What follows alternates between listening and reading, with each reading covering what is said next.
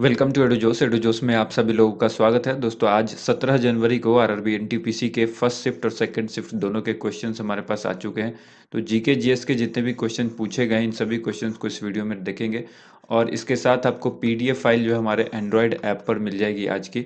तो अब तक जितने भी एनालिसिस हुए हैं उसकी पीडीएफ ऑलरेडी अवेलेबल है। आप एंड्रॉयड ऐप डाउनलोड कीजिए। अगर आपने पहले से डाउनलोड किया हुआ है, इंस्टॉल किया हुआ है, तो आपको वहाँ पर जाना है, जी पीडीएफ सेक्शन में जाना है। जो पीडीएफ का टैब है जिसमें पीडीएफ और क्विज दोनों लिखा हुआ है, उस टैब पर क्लिक करेंगे तो सबसे ऊपर जो है आपको क्विज की कैटेगरी दिखेगी और जो नीचे में है वो पीडीएफ की कैटेगरी दिखेगी। पीडीएफ की कैटेगरी के अंदर आपको प्रीवियस ईयर पेपर पर क्लिक करना है। वहाँ पर आपको जो सबसे लेटेस्ट पीडीएफ मिलेगी वो इसी वीडियो की मिलेगी। ठीक है। इसके बाद चलिए हम लोग जो लोग चैनल से अब तक नहीं जुड़े हैं, चैनल को सब्सक्राइब जरूर करें, साथ में बेल आइकन को प्रेस करके इसे एक्टिवेट कर लें ताकि आने वाली हर एक वीडियो का नोटिफिकेशन आपको सबसे पहले मिल सके।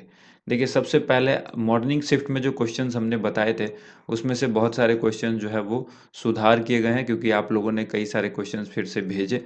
तो यहाँ पर देखिए, सबसे पहला क्वेश्चन था प्रधानमंत्री उज्ज्वला योजना किससे संबंधित है? एलपीजी कनेक्शन से, जो कि 2016 में लॉन्च की गई थी। जस्टिस अरविंद बोबड़े से पहले मुख्य न्यायाधीश कौन थे? रंजन गोगोई। नेक्स्ट क्वेश्चन है लोकसभा की पहली महिला स्पीकर कौन थी? तो आंसर हो जाएगा मीरा कुमार। और इसके बाद पूछा गया इनमें से कौन सर्च इंजन नहीं है? ऑप्शन दिया गया था इंस्टाग्राम। तो देखिए, इंस्टाग्राम जो है वो सोशल मीडिया प्लेटफॉर्म है जहाँ पर लोग क्या करते हैं, सोशल मीडिया की जो चीज़ें होती है जैसे ट्विटर है, फेसबुक है, एक दूसरे से कनेक्ट होते हैं, इस पर फॉलो करते हैं एक दूसरे को। यहाँ पर देखिए, चंद्रयान 2 पूछा गया है कि कहाँ से लॉन्च किया गया था? श्रीहरिकोटा से किया गया था 22 जुलाई 2019। ये डेट याद रखिएगा, हो सकता है आपके नेक्स्ट शिफ्ट में आपसे पूछा जाए। अगला क्वेश्चन पूछा गया विद्युत धारा किससे मापा जाता है? तो आमीटर से। नेक्स्ट क्वेश्चन है हड़प्पा की खोज किसने की थी? दयाराम सैनी ने। अगर आपकी क्वेश्चन में देखिए, अब तक जो है मोहनजोदड़ो के बारे में नहीं पूछा गया, तो आने वाली अगर आपका एग्जाम आने वाला है तो मोहनजोदड़ो के बारे में याद रखिए, राखाल दास बनर्जी ने इसकी खोज की थी। हड़प्पा की खोज की थी दयाराम सैनी, ये आज पूछ लिया गया। तो मोहनजोदड़ो इंपॉर्टेंट है नेक्स्ट डे के लिए। दुनिया का सबसे पहला मानव महिला रोबोट जो है ये पूछा गया, तो सोफिया इसका आंसर हो जाएगा। सबसे लंबा राष्ट्रीय राजमार्ग पूछा गया है, NH 44 होगा। वोल्ट मीटर का इस्तेमाल किसके लिए किया जाता है? विभवांतर को मापने के लिए। देखिए, आमीटर उधर था और यहाँ यहाँ पर है वोल्ट मीटर, तो इसको भी याद रखिएगा। आगे क्वेश्चन पूछा गया है किस पेंटिंग में कृष्ण का चित्र होता है? तो जो कृष्ण की चित्र की वाली जो पेंटिंग है वो मधुबनी पेंटिंग है। ठीक है। मिथिला पेंटिंग के नाम से भी जानी जाती है। मधुबनी कहाँ पर है? बिहार में है। बिहार का जिला है मधुबनी और मधुबनी पेंटिंग काफ़ी फेमस है। तो इसमें कृष्ण का चित्र जो है वो अंकित होता है। संयुक्त राष्ट्र यूनिवर्सिटी का मुख्यालय पूछा गया है। संयुक्त राष्ट्र यूनिवर्सिटी का मुख्यालय कहाँ पर है? तो आंसर होगा टोक्यो जापान में, जिसकी स्थापना कब हुई थी? 1975 में हुई थी संयुक्त राष्ट्र यूनिवर्सिटी की। ठीक है। अगर डायरेक्ट भी पूछा गया संयुक्त राष्ट्र यूनिवर्सिटी कहाँ है तो भी आप आंसर टोक्यो जापान ही करिएगा। अगला प्रश्न है मोतियों का शहर जिसको सिटी ऑफ पर्ल्स कहते हैं, ये किसे कहा गया है? तो ये हैदराबाद को कहा जाता है। इसको अन्य नाम से भी जानते हैं, निजाम का शहर, इसको भी याद रखिएगा। अपराध के लिए दोषी करार दिए गए व्यक्ति को राष्ट्रपति किस अनुच्छेद के अंतर्गत क्षमा दान की शक्ति प्रदान की गई है राष्ट्रपति को? तो अनुच्छेद 72 के अंतर्गत। इसी तरह से राज्यपाल के बारे में भी याद रखिए, अनुच्छेद 161 के अंतर्गत राज्यपाल को भी यह शक्ति है कि वह किसी की क्षमा जो है, किसी की जो अपराध है, जो सजा है, उसको माफ ना करे, उसको कम कर सकता है, उसको छोटा कर सकता है। जैसे किसी को मौत की सज़ा सुनाई गई है तो उसको आजीवन कारावास कर सकते हैं। अगर किसी को आजीवन कारावास है तो उसको 5 साल की या 10 साल की, जो उनकी हिसाब उस कैटेगरी के अंदर है, वो जिसको चाहे उस हिसाब से कर सकते हैं। उसके अलावा अगर किसी को 3-4 साल की सज़ा है तो चाहे तो 1 साल की सज़ा उसको कर सकते हैं। तो इस तरह के प्रावधान है अनुच्छेद 72 में राज्यपाल को, ये अनुच्छेद 161 में राज्यपाल को लेकर जो उनकी शक्ति है, और अनुच्छेद 72 में राष्ट्रपति को लेकर। इसके बाद पूछा गया GSLV MK3 को किस नाम से जाना जाता है? GSLV MK3 को किस नाम से जानते हैं? फैट बॉय के नाम से जानते हैं। एक दूसरा नाम याद रखिए, ये फैट बॉय जो है ये इसरो ने कहा था, तो ये इसरो के द्वारा है। और ये बाहुबली के भी नाम से इसको जाना जाता है। ये जो GSLV MK3 है किसके द्वारा निर्मित है? इसरो के द्वारा निर्मित है। इसके बाद क्वेश्चन पूछा गया जनसंख्या का सिद्धांत, ये थ्योरी ऑफ पॉपुलेशन, तो ये माल्थस ने दिया था। ठीक है। इन्होंने अपनी थ्योरी ऑफ पॉपुलेशन बुक में जनसंख्या के सिद्धांत के बारे में बताया है। इसमें बताया ये था कि इन्होंने हर 25 साल में जनसंख्या जो है वो दोगुनी हो जाती है, हर 25 साल में जनसंख्या दोगुनी हो जाती है। इस चीज़ को आप नोट करिएगा क्योंकि ये इन्होंने ही ये सिद्धांत दिया था। इसके बाद है लगातार 5 बार यूएस ओपन जीतने वाले खिलाड़ी कौन बने हैं, ये क्वेश्चन था। रोजर फेडरर इसका आंसर हो जाएगा। अगला प्रश्न देखिए, क्वेश्चन यहाँ पर है परिवर्ती ऊर्जा साइक्लोट्रॉन केंद्र, जिसको वीईसीसी कहते हैं, वेरिएबल एनर्जी साइक्लोट्रॉन सेंटर, ये कहाँ पर स्थित है, तो ये कोलकाता वेस्ट बंगाल में है। इसके बाद क्वेश्चन पूछा गया प्लास्टर ऑफ पेरिस से संबंधित। तो देखिए एग्जैक्ट क्वेश्चन नहीं है प्लास्टर ऑफ पेरिस का, देखिए ज़्यादातर जो है वो सूत्र पूछा जाता है या फिर ये किससे बनता है ये पूछा जाता है। तो जिप्सम का बना होता है, ठीक है। इसमें जो है वो CaSO4 इंटू हाफ H2O इसका फॉर्मूला होता है। CaSO4 इंटू हाफ H2O इसका फॉर्मूला होता है। कई बार इसी सवाल को जो है वो अलग अलग तरीके से भी पूछा जाता है। फॉर्मूला दे दिया जाएगा और अब पूछा जाएगा कि ये किसका सूत्र है। इसी तरह से आपको जिप्सम के भी सूत्र के बारे में याद होना चाहिए। अगला प्रश्न है 1944 से 1948 तक जो ASI के महानिदेशक थे वो कौन थे। पुरातत्व विभाग की बात की गई, उसके जो महानिदेशक थे 1944 से 48 तक, ये थे मॉर्टिमर व्हीलर। भारत के में पुरातत्व के लिए एक प्रशिक्षण स्कूल के विचार की कल्पना करने वाले ये पहले व्यक्ति थे। इसको आप याद रखिएगा, बहुत इंपॉर्टेंट है ये लाइन। इसके बाद क्वेश्चन यहाँ पर पूछा गया स्टार्टअप इंडिया स्कीम जो है वो किस मंत्रालय के अंतर्गत आती है, किस मंत्रालय के द्वारा लॉन्च की गई है। ठीक है, तो ये ministry of commerce and industry के द्वारा स्टार्टअप इंडिया स्कीम लॉन्च की गई थी।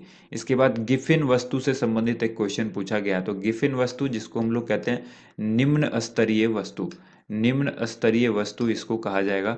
और इसके बारे में पूछा गया तो इसकी पूरी परिभाषा यहाँ पर है। गिफिन वस्तु या गिफिन गुड्स वह है जिन पर सामान्यतः मांग का नियम लागू नहीं होता है। क्या होता है, मांग का नियम लागू नहीं होता है, यानी कि वस्तु की कीमत अगर बढ़ती है, अगर उसकी कॉस्ट बढ़ती है तो उसकी जो मांग है वो भी बढ़ जाएगी। ये मांग का नियम नहीं है, इसीलिए इस पर लागू नहीं होता है। ठीक है, तो मांग का नियम इस पर लागू नहीं होता है क्योंकि कॉस्ट बढ़ती है तो मांग भी उसकी बढ़ जाती है, और अगर कॉस्ट घटती है तो उसकी मांग भी घट जाती है। ये गिफिन वस्तु कहलाती है। ठीक है, इसके बाद एक्सपोर्ट को बढ़ावा देने के लिए सरकार के द्वारा कौन सा ऐप लॉन्च किया गया था। तो एक्सपोर्ट इंडस्ट्री को बढ़ावा देने के लिए जो सरकार ने ऐप लॉन्च किया था उसका नाम था निर्यात मित्र। ठीक है, इसके बाद क्वेश्चन पूछा गया राउरकेला, बोकारो, भिलाई, ये किस तरह का प्लांट है, तो ये स्टील प्लांट है। इसके बाद देखिए अगला प्रश्न यहाँ पर है इनमें से कौन हड़प्पा का स्थल नहीं है, और ऑप्शन में बालाकोट दिया गया था। ठीक है, तो ये सिंधु सभ्यता का स्थल है, ये हड़प्पा का नहीं है। तो राइट आंसर क्या हो जाएगा, बालाकोट। यहाँ पर हड़प्पा के कुछ प्रमुख स्थल आपको याद रखने हैं, जैसे कि हड़प्पा, मोहनजोदड़ो, लोथल, कालीबंगन, धौलीवाड़ा और रोपड़। ये हड़प्पा के कुछ प्रमुख स्थल हैं जो आप याद रखेंगे, आपको आने वाले एग्जाम में ये काम आएगा। इसके बाद है यूनेस्को में शामिल होने वाली भारत की 11वीं बायोस्फीयर रिजर्व कौन है। तो यूनेस्को के अंदर जो शामिल हुई है भारत की वो 11वीं बायोस्फीयर रिजर्व है, जिसका नाम है कंचनजंगा, और इसको 2018 में यूनेस्को में शामिल किया गया था। ठीक है, 11th लिस्ट में ये भारत की तरफ से 11th लिस्ट में गई है। उसके बाद है स्वेज नहर, यानी जो स्वेज कैनाल है ये किन दो सागर को जोड़ती है, किन दो सागर को जोड़ती है। बहुत ही अच्छा सवाल है, लाल सागर और भूमध्य सागर को आपस में जोड़ती है ये स्वेज नहर। इसके बाद देखिए हम लोग बढ़ते हैं फर्स्ट ये सेकंड शिफ्ट के क्वेश्चन की तरफ। असहयोग आंदोलन कब शुरू किया गया था, 1920 में। इसके बाद पूछा गया पंचमढ़ी बायोस्फीयर रिजर्व जो है वो कहाँ पर स्थित है, तो आंसर हो जाएगा मध्य प्रदेश यानी MP में। इनसेट 1B कब लॉन्च किया गया था, तो 1983 में किया गया था। FAO की फुल फॉर्म पूछी गई है, तो FAO का फुल फॉर्म होता है फूड एंड कल्चरल ऑर्गेनाइजेशन। ठीक है, food and cultural organization. FSSI जो होता है, FSSAI, इसका फुल फॉर्म क्या होता है, ये कमेंट करके बताइए। इसके बाद देखिए अगला यहाँ पर क्वेश्चन पूछा गया है IPBES की फुल फॉर्म क्या है। तो IPBES की जो फुल फॉर्म है वो है inter governmental science policy platform on biodiversity and ecosystem services. ये इसकी पूरी फुल फॉर्म काफ़ी लंबी है, लेकिन आपको याद रखना है इसको। इसके बाद है India the future is now, ये जो बुक है वो किसकी बुक है, शशि थरूर की बुक है India the future is now. प्राथमिक रंग यानी प्राइमरी कलर से रिलेटेड क्वेश्चन पूछा गया है। तो देखिए प्राइमरी कलर कौन कौन से होते हैं, प्राइमरी कलर कौन नहीं है, ये क्वेश्चन में पूछा गया था। तो देखिए आपको याद रखना है कि जो प्राइमरी कलर है वो RGB होता है, यानी रेड, ग्रीन और ब्लू। रेड को हम लोग कहेंगे लाल, ग्रीन हो गया हरा और ब्लू जो है वो नीला। तो लाल, हरा और नीला, इसके अलावा जो भी कलर होगा वो प्राथमिक रंग नहीं है, ठीक है।